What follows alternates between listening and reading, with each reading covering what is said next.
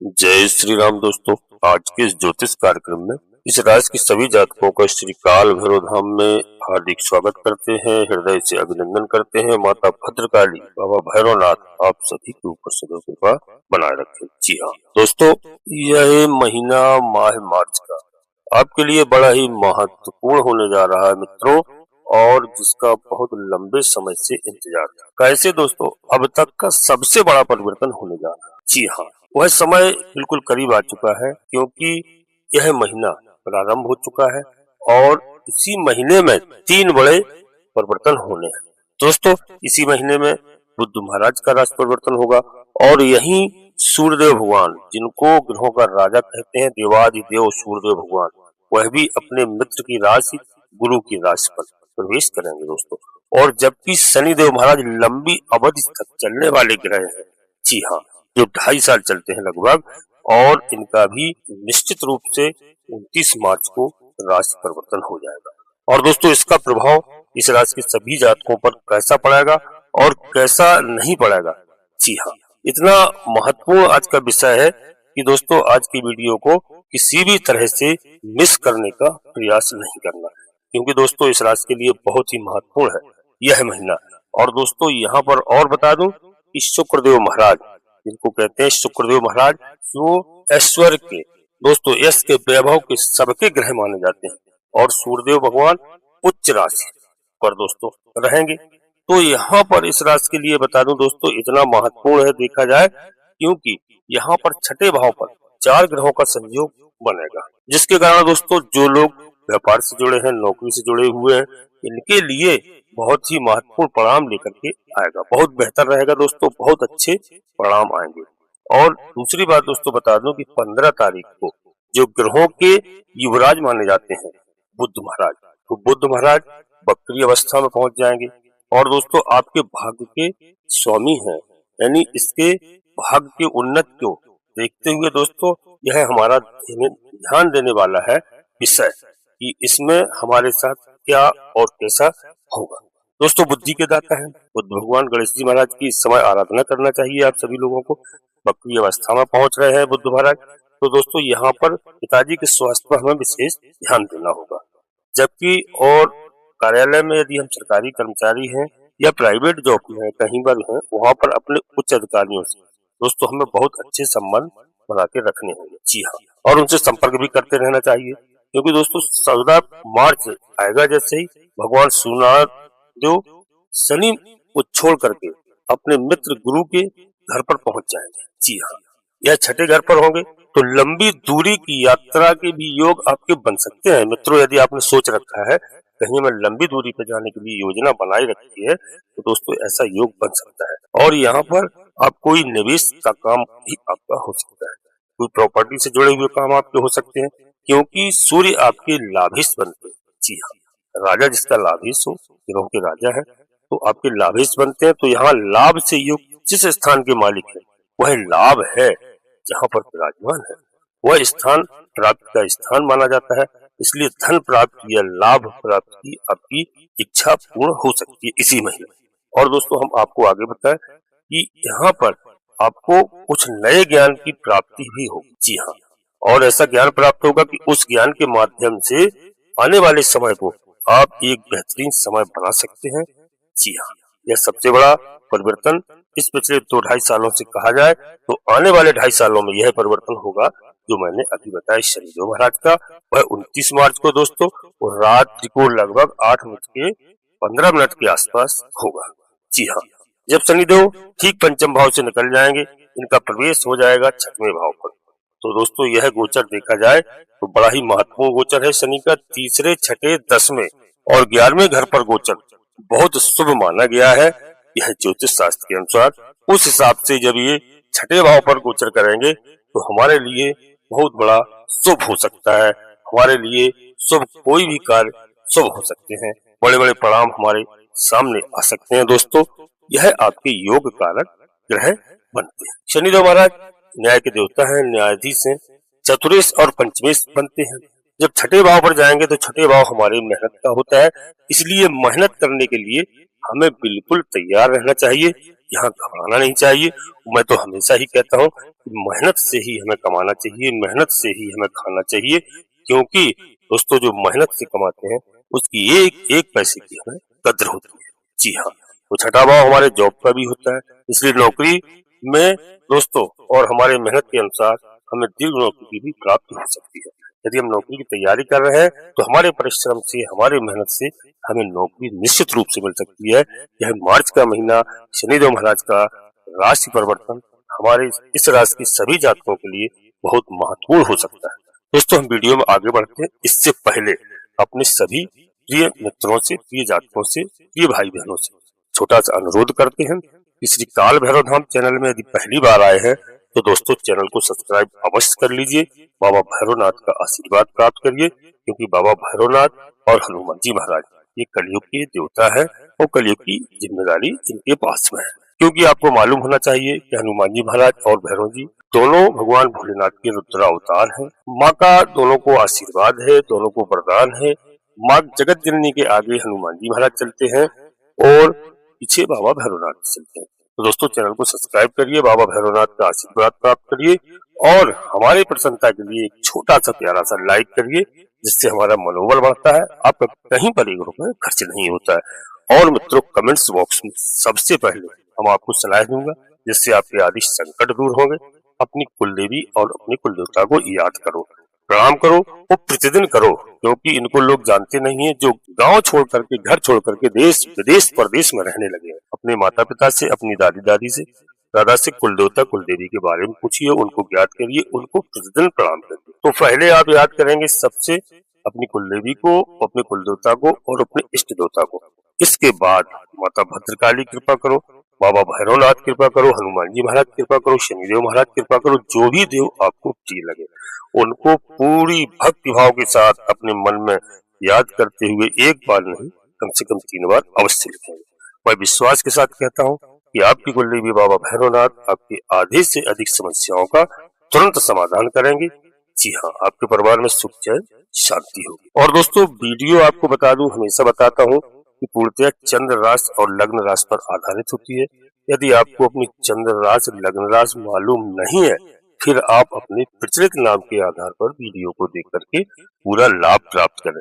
लेकिन कोई बड़ा निर्णय लेने के लिए आप हमेशा, मैं बताता हूँ और बताऊंगा भी, कि किसी योग ज्योतिषी को अपनी जन्म कुंडली का दिखाए यानी विश्लेषण कराए, वह बहुत आवश्यक है।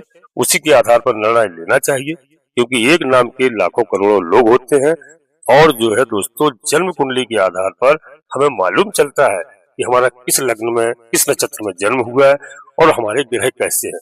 तो हम ग्रहों को प्रसन्न करते हैं, पूजा अर्चना करते हैं, उपाय करते हैं और ग्रह हमारा साथ देते हैं। घबराने की बिल्कुल आवश्यकता नहीं है। और मैं इसीलिए सबको सलाह देता हूँ कि कभी गुमराह नहीं होना चाहिए। कोई भी आप वीडियो देखें, कहीं भी देखें, लेकिन जन्म कुंडली का विश्लेषण अवश्य कराएं। उसके आधार पर आपको बड़ा निर्णय लेना चाहिए। जी हाँ दोस्तों, हम आगे बढ़ते हैं। वीडियो में बिल्कुल ध्यान से अंत तक रहना। अब मैं आपको बताऊं कि यदि आप कहीं नौकरी का प्रयास कर रहे हैं, देश विदेश में कहीं भी जाना चाहते हैं, तो यह आपको अवश्य उस स्थान तक पहुंचाएगा, यानी नौकरी आपको निश्चित रूप से प्राप्त होगी। क्योंकि शनि महाराज की दृष्टि सीधे 12वें घर पर पड़ रही है और 12वां घर विदेश का होता है। यदि आप विदेश जाना चाहते हैं तो दोस्तों विदेशों में यदि आप जॉब की तैयारी कर रहे हैं तो निश्चित रूप से आपकी इच्छा पूरी होगी और विदेश जाने का योग भी आपका बन सकता है। जी हाँ, अपने कार्य क्षेत्र को आगे बढ़ा रहे हैं दोस्तों, यह शनिदेव महाराज। जी हाँ, और शनिदेव महाराज का समर्थन आप तक पहुंचे। छठा घर हमारे ऋण और रोग और शत्रुओं का होता है, इसलिए शत्रु अधिक बने हुए हैं। यहाँ पर भी ध्यान देना, तो हमारे विरोधी सबसे अधिक बने हुए हैं, ज्यादा बने हुए हैं। तो उन विरोधियों से लड़ने का हमको साहस कौन करेगा प्रदान? यहाँ पर शनिदेव महाराज। शनिदेव महाराज छठे भाव पर, और हम शत्रुहंता बन करके उन पर विजय प्राप्त करेंगे निश्चित तौर पर, क्योंकि यहाँ पर शनिदेव महाराज बिल्कुल शत्रुओं को विनाश करने जा रहे हैं। और मित्रों यदि पहले से कोई हमारे ऊपर कर्जा चल रहा है तो यहाँ पर ध्यान देना, तो यह समय ऐसा होगा जहाँ पर शनिदेव महाराज के परिवर्तन से हम अपने कर्जे से छुटकारा पाएंगे, यानी कर्जा हमारा दूर होगा और धन का आगमन होगा।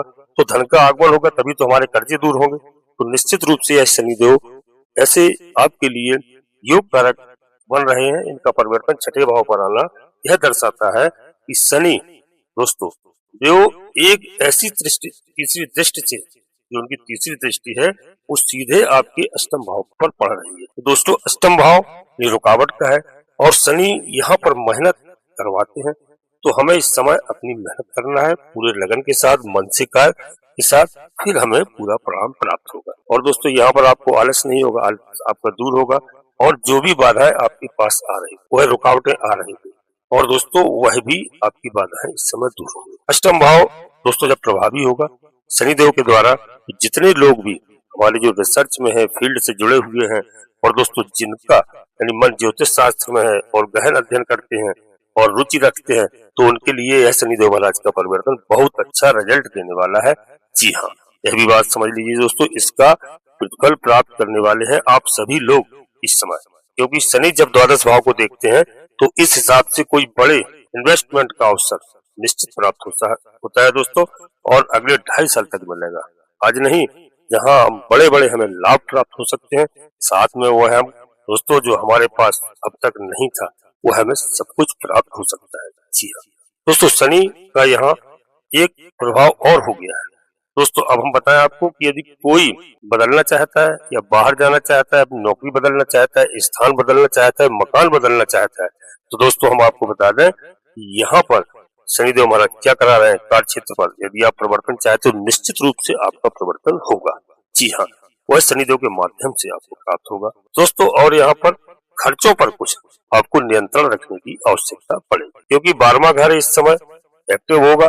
तो दोस्तों यहाँ हम बता दें कि अपने धन कहीं पर निवेश करें, वहां पर सोच समझ करके निवेश करें और खर्चा करें तो बड़े विचार सोच करके करें, सलाह लेकर के करें, क्योंकि यहाँ पर खर्चा होने की संभावना रहेगी। जी हाँ, अब शनि महाराज के पास एक दृष्टि और बचती है और वो कौन सी दृष्टि है दोस्तों? इनकी 10वीं दृष्टि। 10वीं दृष्टि सीधे दोस्तों बताएं देखेंगे जी कहाँ पर 7, 8, 9, 10 गुरु के घर को देखेंगे। तो दोस्तों गुरु की राशि पर रह करके गुरु के घर को देखेंगे तो तीसरा घर प्रभावी होगा। जो मार्केटिंग का है, सेल्स का है, सॉफ्टवेयर से संबंधित काम कर रहे हैं या फिर ऑनलाइन सीधे आप काम कर रहे हैं, तो दोस्तों इन सब लोगों को शनि का है गोचर बहुत ही महत्वपूर्ण परिणाम देने जा रहा है। जी हाँ, और यहाँ पर एक बात और बता दो अपने साथियों के लिए, जो लोग स्पोर्ट में हैं उनके लिए भी यह गोचर अनुकूल परिणाम लेकर के आएगा। जी हाँ, तो दोस्तों इस महीने से आपको पता है मार्च का महीना ये काफी महत्वपूर्ण आपके लिए होने जा रहा है, जहाँ लंबे अवधि के इंतजार के बाद यह घड़ी मित्रों आपके सामने आई हुई है। अब शनि को यहाँ पर मैनेज कैसे करना है और इनके शुभ प्रभाव को कैसे हमें प्राप्त करना है, तो यहाँ पर देखिए दोस्तों 6ठे भाव पर शनिदेव महाराज आ रहे हैं। इसका मतलब हमारा समझिए आप कि यहाँ पर हमारे सेवक वर्गों का यह होता है, तो हमारी सेवाएं करते हैं और उनके साथ अपना रिलेशन अच्छा बना करके रखिए। समय समय पर उनको कोई गुप्त उपहार देते रहिए। ऐसा नहीं कि जो आप यहाँ काम कर रहे हैं, आपसे छोटे लोग हैं, आपके सेवक हैं, तो उनका अपमान यहाँ पर नहीं करना है। वह अच्छे परिणाम आपको देंगे शनिदेव महाराज, उनका आप आदर करिए और समय समय पर उनका मान सम्मान करिए। शनिदेव कुछ बेहद शुभ परिणाम दोस्तों यहाँ पर आपको देकर जाएंगे इस गोचर के साथ में दोस्तों। और आपको जो दोस्तों बताए 7.5 और दोस्तों अड़हिया मैदान आपके सामने दोस्तों खेल खेलना यहाँ पर सब समाप्त हो रहे हैं और शनिदेव हमारे समर्थन पर खड़े हैं। जी हाँ, और दोस्तों स्थिति आपकी काफी अच्छी होने जा रही है। हम आपको बता दें दोस्तों कि यहाँ पर आपके लिए 6 तारीख से 14 तारीख तक होलाष्टक का योग रहेगा। इस टाइम पर कोई आवश्यक कार्य जो करना हो, कोई प्रथम जो कार्य कर रहे हैं ऐसे कार्य से हमें दूर रहना चाहिए। कोई नया शुभ कार्य हमें नहीं करना चाहिए होलाष्टक के समय पर।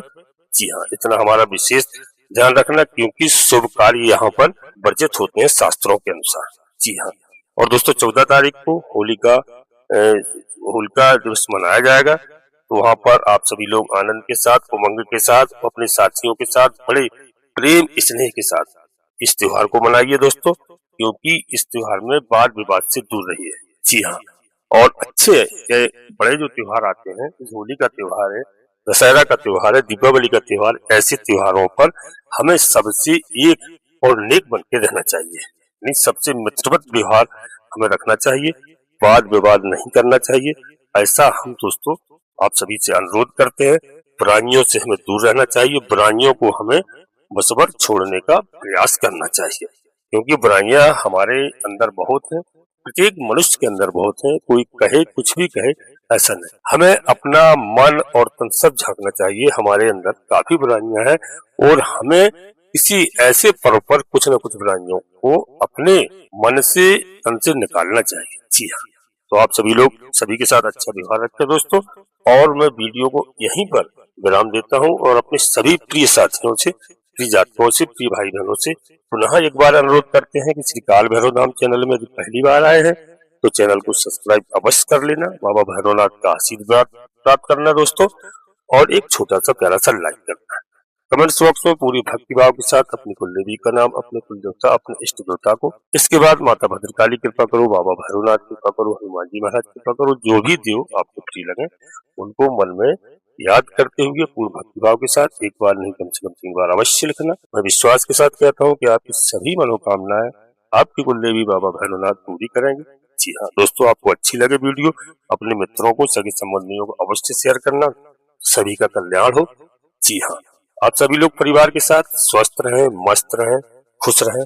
धन्यवाद दोस्तों। जय माता भद्रकाली, कृपा करो।